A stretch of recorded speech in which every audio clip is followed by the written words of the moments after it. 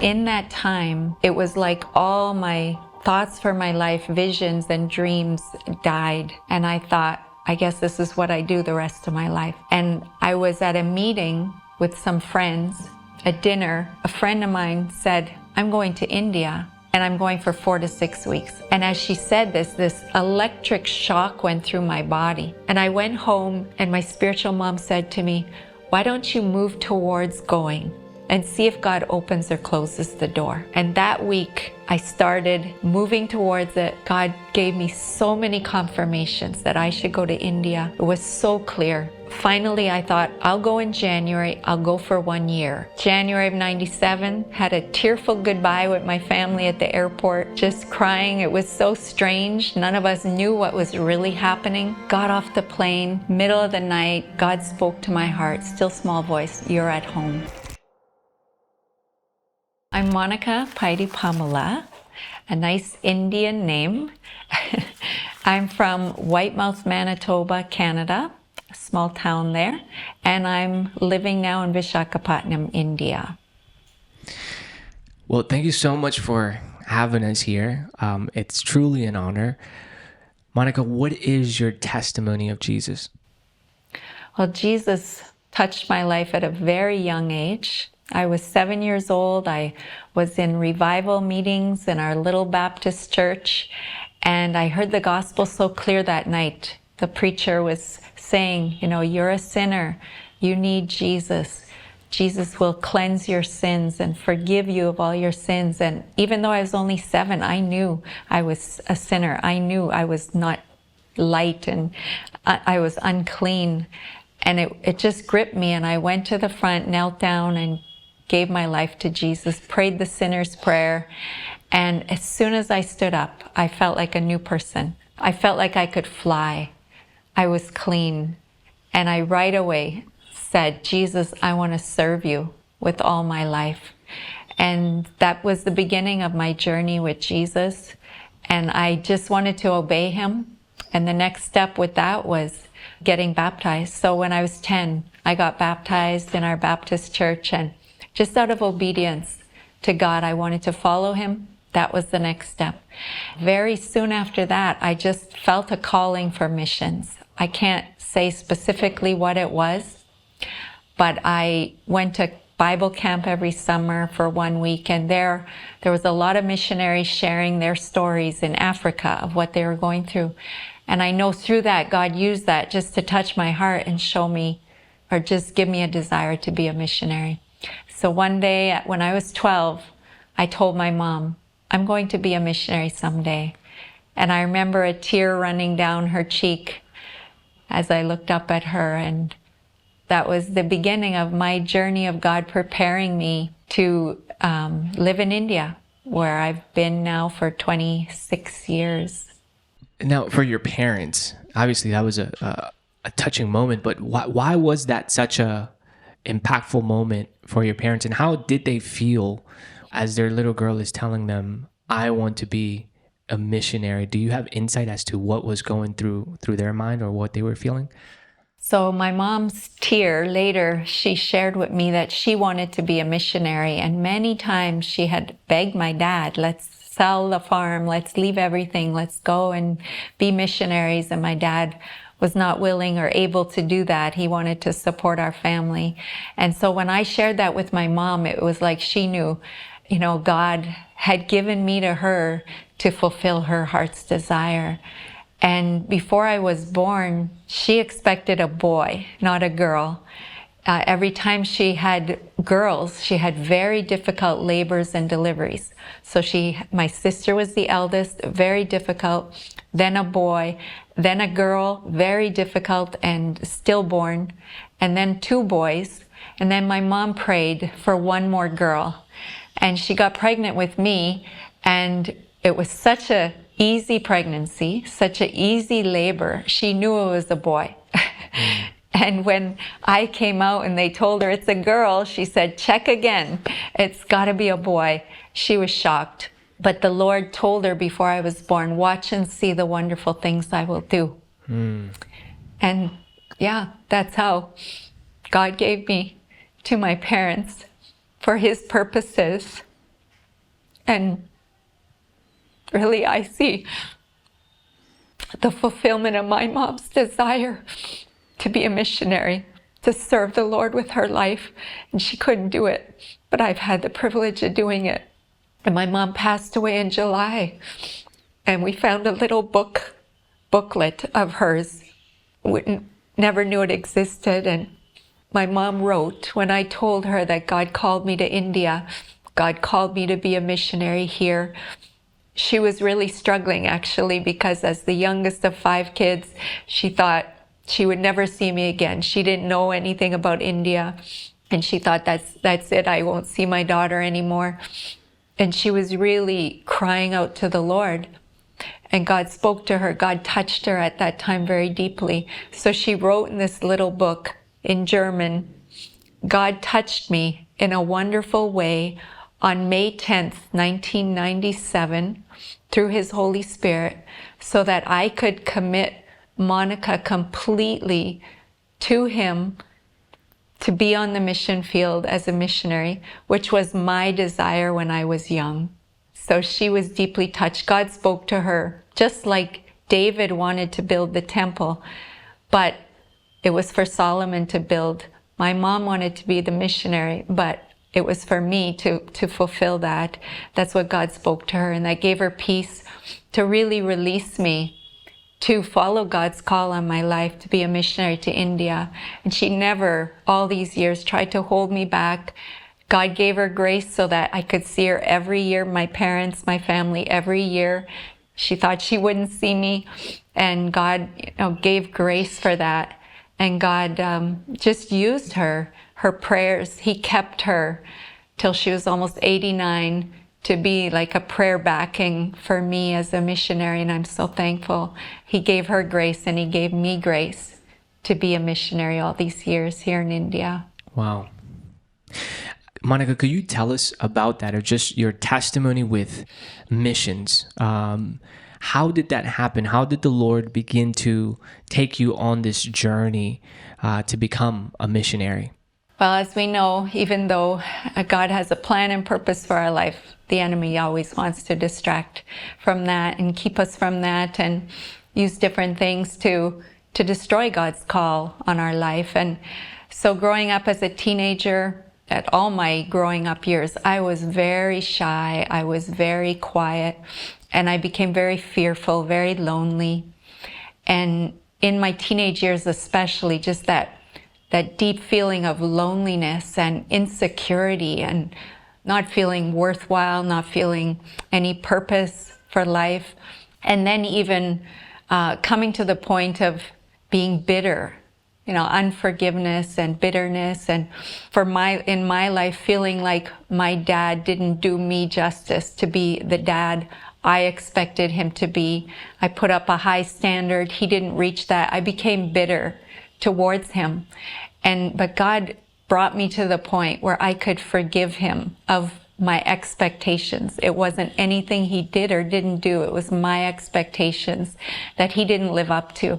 I was able to forgive him from my heart and release him, to be the dad he could be.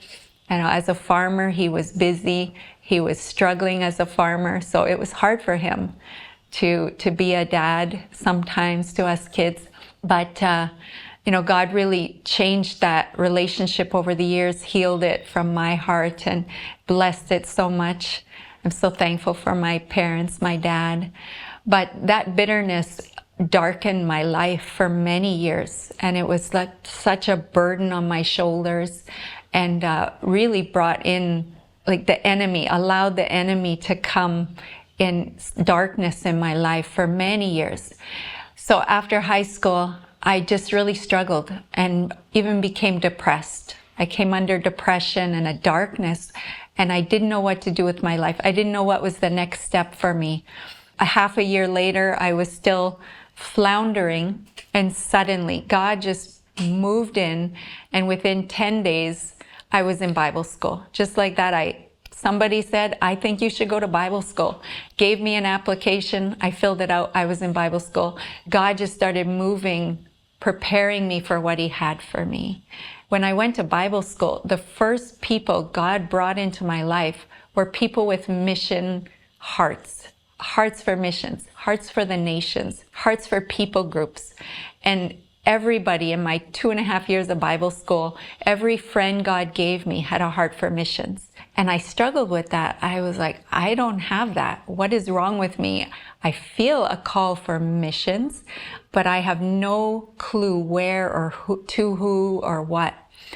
And over the years, it was actually 6 years of God preparing me for India. Right after Bible school, desiring also to get married, I prayed. And actually I came across I heard a cassette tape of Ravi Zacharias talking about courtship.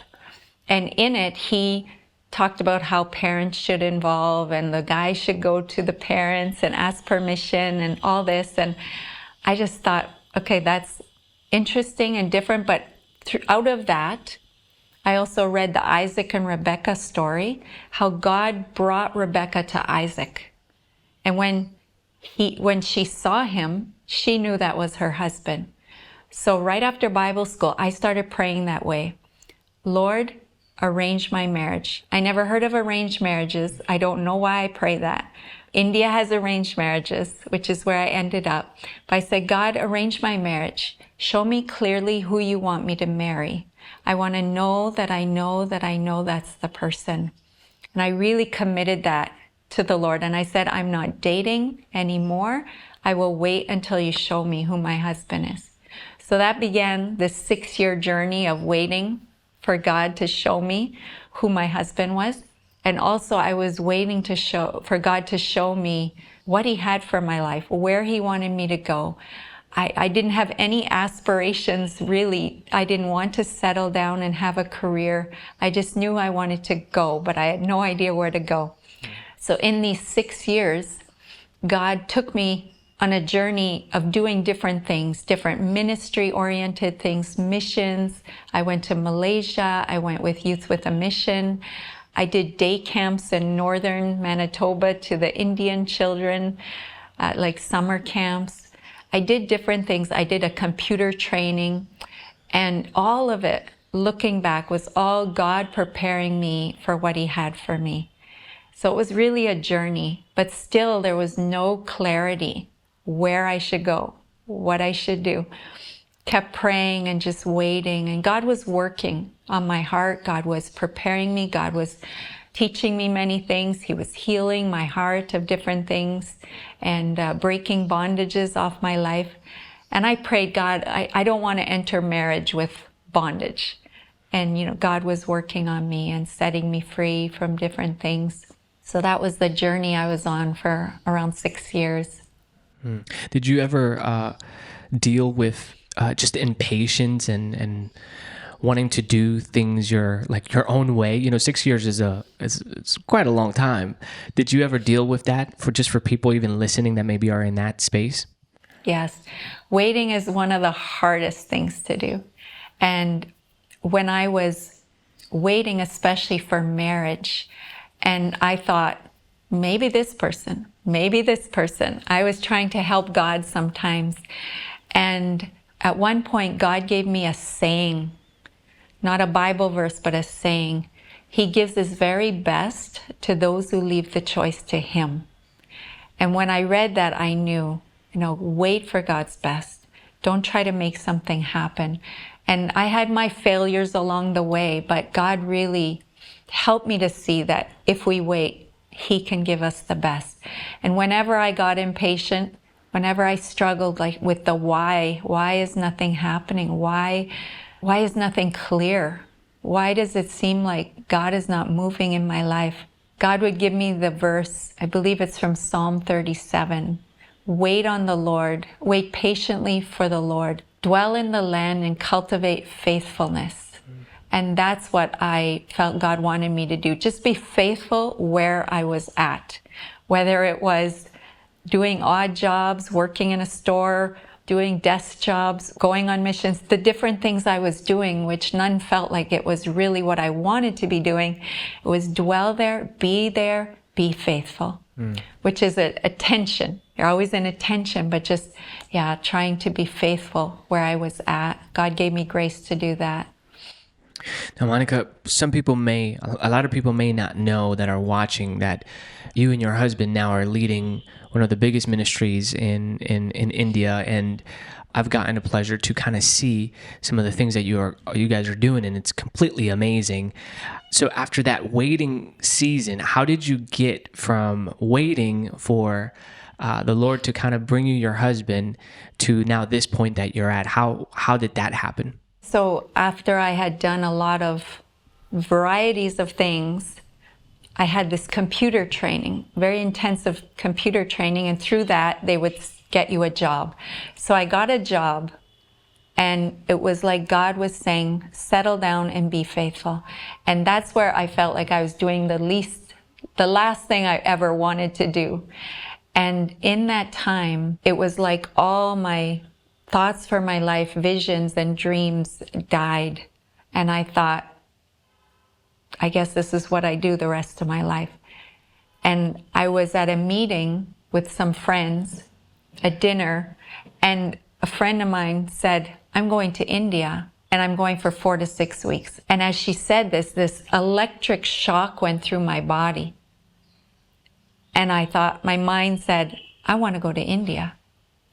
And I thought, no, that's just your own desire again to go somewhere, to do something. You're settled. You need to wait. You need to stay. And then I also thought, I don't know any organizations in India where you can go long term, and I don't have the money to go. So I thought, this must not be God. It's just my own desire. And I left it.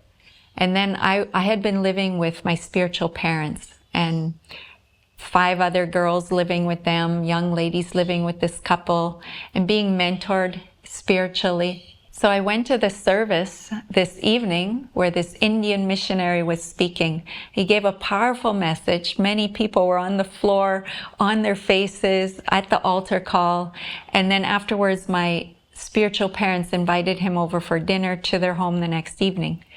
And I came home. I didn't know that he was going to be there. I came home from work, and there was this Indian missionary at the table sharing all about Love and Care Ministries in India. And so I joined the meal, and he was sharing all about it. And then he said to us, all us girls sitting there, he said, if any of you want to come to India and serve with Love and Care Ministries, you can come 6 months or a year or as long as you want. You can help in the children's homes, you can teach in the school, and you can buy just a one-way ticket. And while you're with us, we'll take care of your food and accommodations. And I remembered my thoughts just a week or so before. I don't know any opportunity in India long-term, and I don't have the money to go. And I remember thinking, I could buy a return ticket, and I could go to India. I have enough money for that. That was the beginning of a little journey, 3 months of God just kept bringing this to my heart. I would think, I want to go to India. And then again, I would reason, say, no, it's just your own desire. I want to go to India. No, it's just your own desire. And then I went to a missions conference by Jackie Pullinger in Winnipeg. She's a missionary in Hong Kong. And she gave very powerful message and said, all of us must go because Jesus left his home in heaven and he went. So all of us must go. And I sat there thinking, Lord, how many times have I said, I will go? Every altar call, I would say, here I am. Send me, Lord. Teenager in my 20s, I said, Lord, I'll go wherever you want me to go. I'll do whatever you want me to do. Just show me. At this conference, hearing these words, everyone should go, I became angry with the Lord. I said, Lord, I've been saying I want to go. You're not sending me.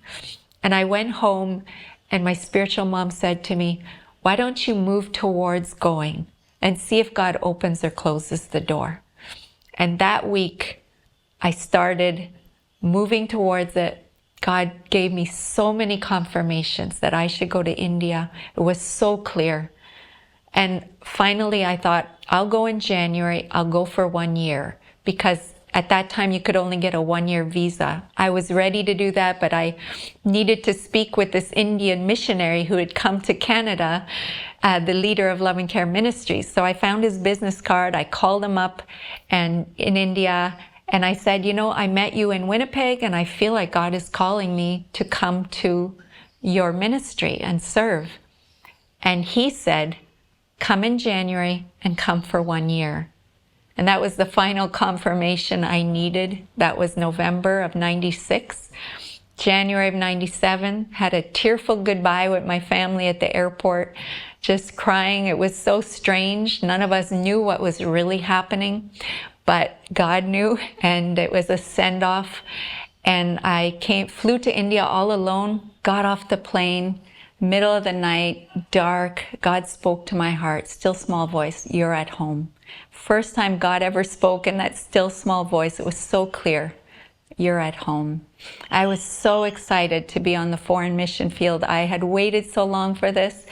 I was thrilled that God was finally showing me where he had for me. And I thought, I'll spend 3 years in India. I'll give my 3 years to India, and I'll go back to Canada and see what else God has for my life. So I came over to Visakhapatnam, to the ministry here, and the first days was like I was just jumping for joy to just be here, to see what God had for me. And within a few days, it was just becoming clear. I felt so at home here. It was a busy time in the ministry when I got here. We were traveling from city to city. We went to 6 major cities in 4 weeks, wow, doing 4 crusades, 4 nights of crusades in each city. And every day we would go to the villages to share the gospel. 30 foreigners doing this, going to the villages to share the gospel. It was such a powerful time. And in these 3 weeks, just God was working in my heart and helping me feel just so at home here. And then Yesupadam, who was the Indian missionary in Canada, the leader, founder, and director and leader of Love and Care Ministries. He founded it in 1990. I came here January of 97.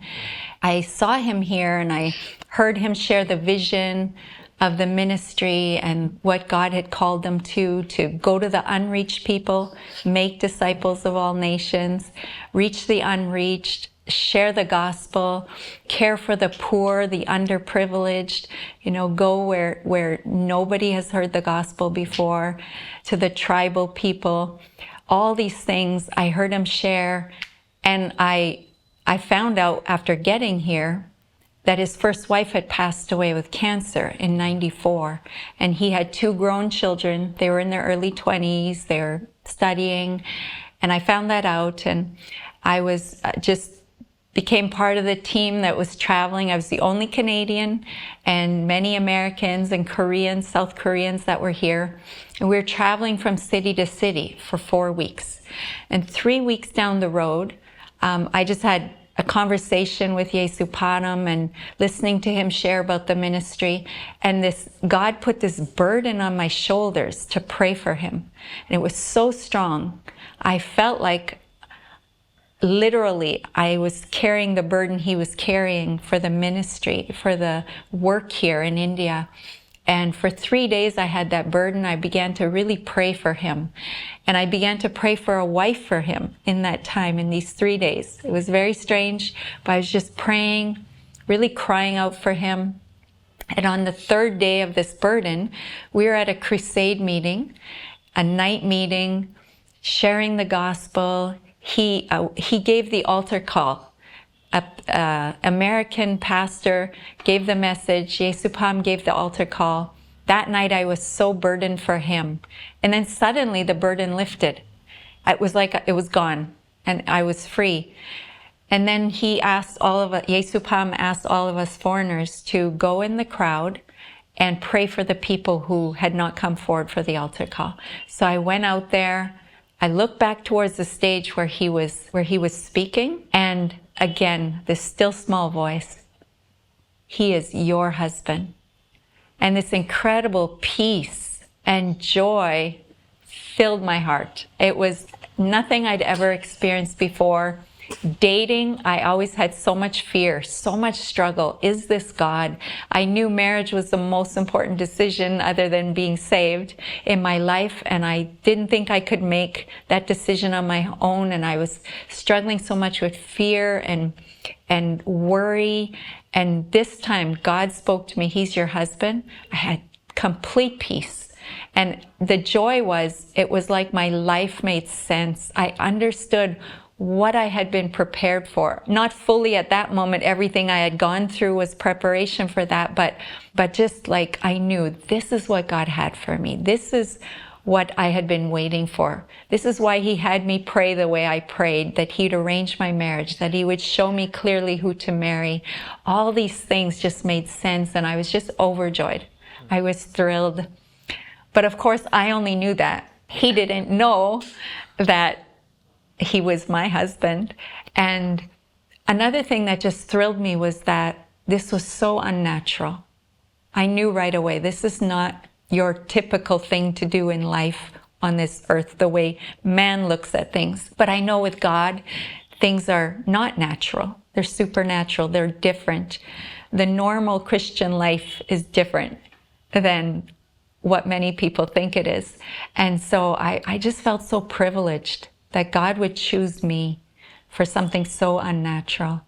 That night, I was just excited. And then I thought, how should He know that He's my husband?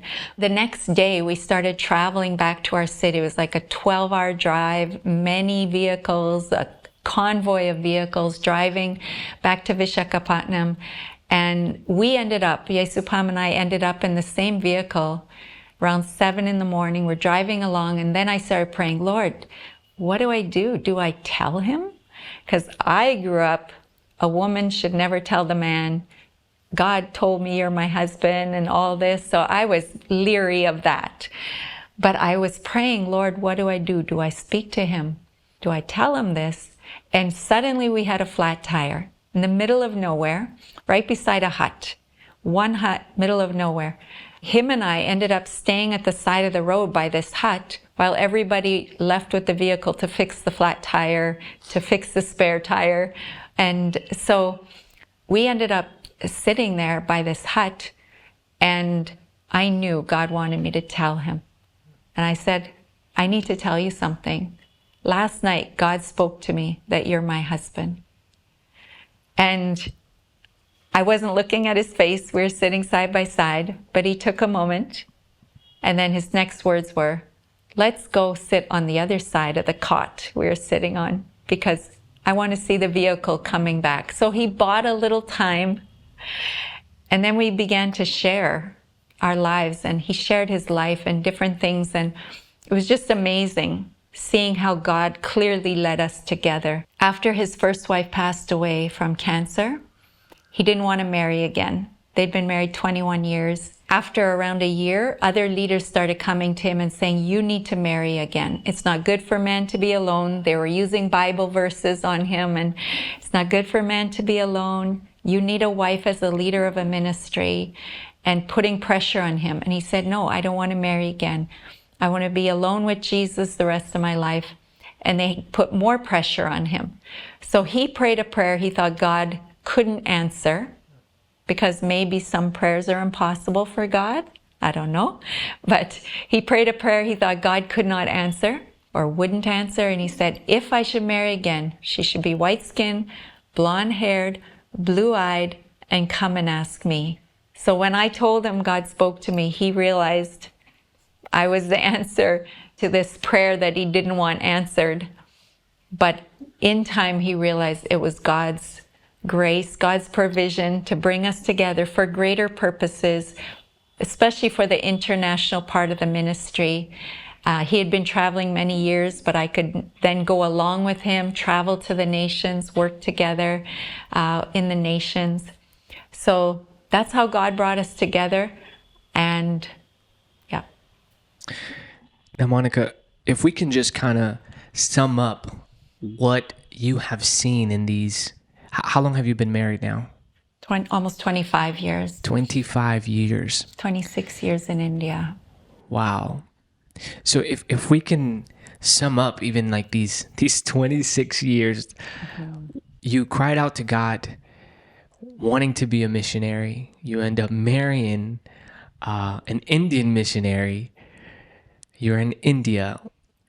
What have you seen God do these last 26 years as you've fully surrendered to the call of being a missionary, being a wife, and leading Love and Care Ministries with Yesupadam? It's been an incredible 26 years in India, 25 years of marriage, 2 beautiful children together, Bethany and Benjamin.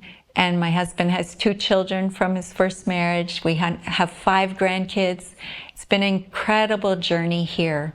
I would be the last person to say that it's easy.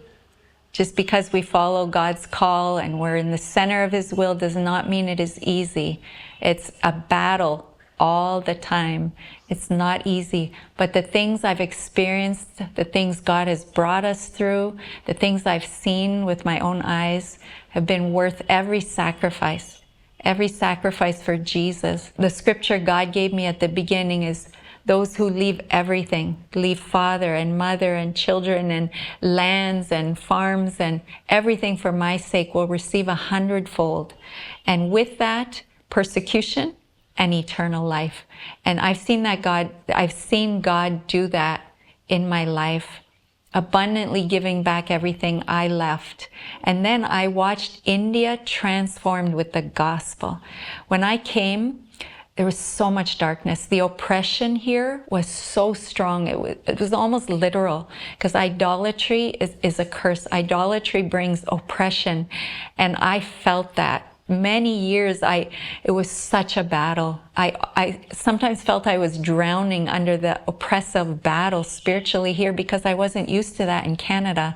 I didn't know how to really deal with it. But God showed me over time. And the prayers of the people, the backing prayers of the people really helped us over the years to make an impact in this nation. And I saw such a transformation here. There were huts not far from where we live. Every village was huts. No roads, no running water, no facilities, no electricity. We shared the gospel village to village, door to door for years and years through our state, through other states. And I tell you, every place we went with the gospel to this day is such a blessed place. The government came in. We planted churches, but then the government came in, built houses for the people, built roads, brought electricity, brought running water, brought the facilities. We started schools, or we have schools in the different places. Like everywhere the gospel went, there was transformation. That doesn't just happen without the gospel. And so I watched India being transformed with the gospel in such a powerful way, because the gospel brings light and life and beauty and goodness. And so everywhere we went, God blessed the place, blessed the people, changed lives. So many millions of people being saved through our ministry, through other ministries. And it's amazing what God has done in India, what I've watched Him do, not just in India, in all the other nations also, where we've started branches, where we've shared the gospel. It's amazing what God has done. Now, Monica, for people who don't know, you mentioned schools. If you could just very briefly go over just some of even the things that in these last 26 years, the ministry Love and Care has established in India through sharing the gospel. What are some other things that you guys have done through just sharing the gospel and being led by God in India? So just sharing the gospel, like my husband felt that's not enough. We need to show people Jesus loves them. So we took medical teams to the villages to care for the physical needs of the people, praying for the sick, caring for them medically, helping them with surgeries. You know, wherever we went with medical teams, we could plant churches. You know, people need to experience the love of Jesus, not just hear it. We started schools in many villages. We started children's homes taking the children who had no parents or one parent who would never go to school in their life, bringing them into our home and providing education, medical care, everything, clothing, everything they need freely. And then we started a disabled vocational training center. Polio was huge in India for many years. So many polio-affected young adults that are considered as the worst, the lowest in society, really cast away. So we were able to take these young adults, train them in computers, in printing press, and in tailoring, sewing, and then give them a sewing machine, give them an iron box to start their own businesses, give them a computer, give them a bicycle so they can get around, a tricycle, different things so they could come up in life. Many of these disabled, we've trained hundreds of them, have started their own businesses, gotten jobs because they were educated. Their lives were changed. They were able now to be a blessing to the society. And then we have a nursing school to train nursing students, not just from our state, but from all over India. Nursing students come to our nursing school, Christian nursing school, and these are not Christians, so they come to us, they hear the gospel, they get baptized. That's a way to reach the nation of India. Now we are planning to start a 100-bedded hospital, multifaceted hospital, to reach the needy people, especially the tribal people. They don't have hospitals. They have to walk, carry patients miles and miles in order to get some kind of health care, but not even at a hospital. And we want to start a hospital that will cater to their needs with a helicopter to bring these patients in to help them. Our heart is really for the tribal people, the unreached people, to care for them. So these are some of the things we do through Love and Care Ministries to show them the love of Jesus, not just tell them, to show them the love of Jesus. Monica, for people who are watching your testimony right now, and even for, not to put an age, but let's just say whoever is watching and feels that calling to go to the nations, to be a missionary, and maybe is in that waiting season where they just feel like God is just not, it's just the doors are not opening, things are not happening, and they're getting discouraged. What can you say to that person who has that burning desire to go to the nations and serve? What can you tell them as a word of encouragement? When God has a plan and purpose for our life, He will show us, He will work it out, He will lead us to that. Our responsibility is stay connected to the Lord and do the next thing He tells us to do, and do it faithfully. You know, He is preparing us. He's helping us get to the place He wants us to go. We don't need to rush it. We don't need to go and do something just for the sake of doing something. But wait on the Lord and be obedient to what He has for us now. Be faithful to what He's asked us to do now. Sometimes we don't even know it's Him who's telling us to do it. But when we have an opportunity before us and we move towards us, when it opens up, we can be in that place and trust God is moving there. And every opportunity that opens, just walking towards it. And God is leading us towards what He has. We can keep waiting and trusting God will take us where He wants us to go. And the preparation time is very, very important to take us to where He has for us. And if He called us, He'll be faithful to fulfill it. He'll show us the way. He'll speak clearly when He wants to, when He needs to speak to us clearly. For the people who are in that waiting season when it comes to even marriage, a lot of times we can rush, and sometimes people get discouraged in the waiting season. And what can you say to those who are watching, who have that desire to be married and to serve God in a marriage? What can you tell them watching right now? When it comes to marriage, more important than marriage is that our life is completely surrendered to the Lord. That's the starting point. So if we've completely surrendered to the Lord to do whatever He wants us to do, we can trust Him to lead us to who He has for our life and who He wants us to be with and to serve the Lord with. You know, wherever we are serving the Lord. And marriage is a part of that. So being faithful in the waiting period, trusting God, not having our own ideas of what our marriage should look like, not having a list of our wants and wishes, but really letting God lead us, whatever He has for us. I wanted a tall, blonde cowboy. God didn't give me that, but He gave me His best. He says He gives His very best if we leave the choice to Him. So just trusting God, waiting on Him, following Him with all our life, and He'll give us the best. Monica, who is Jesus to you? Without Jesus, I wouldn't exist. I wouldn't be alive. Even though I was saved when I was 7, cleansed, there was a time in my life I felt like God wasn't there. That's when I wanted to die. I didn't want to live. I can't live without Him. I wouldn't be anything without Jesus. And it doesn't mean life is easy. No, even life with Jesus is it's a battle, but Jesus is everything. He saved my soul. He cleansed me, forgave me, has taken me on a journey of a lifetime.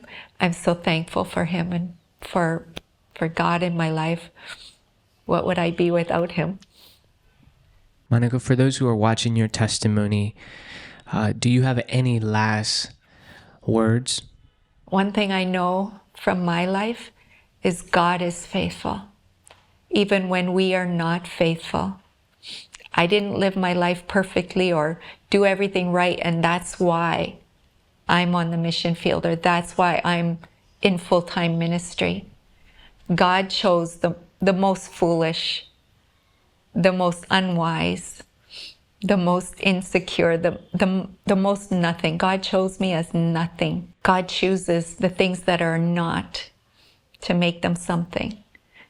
So it doesn't matter who we are. It doesn't matter our failures. It doesn't matter our past. It doesn't matter our mistakes. We can be cleansed. We can be free from them. And God can take us on a journey for His glory. It's for His glory. It's not about us. And so surrendering our life to Him, letting Him lead us and guide us, take us wherever He wants to take us, do whatever He wants to do through our lives, is the most amazing thing we can do while we live on this earth.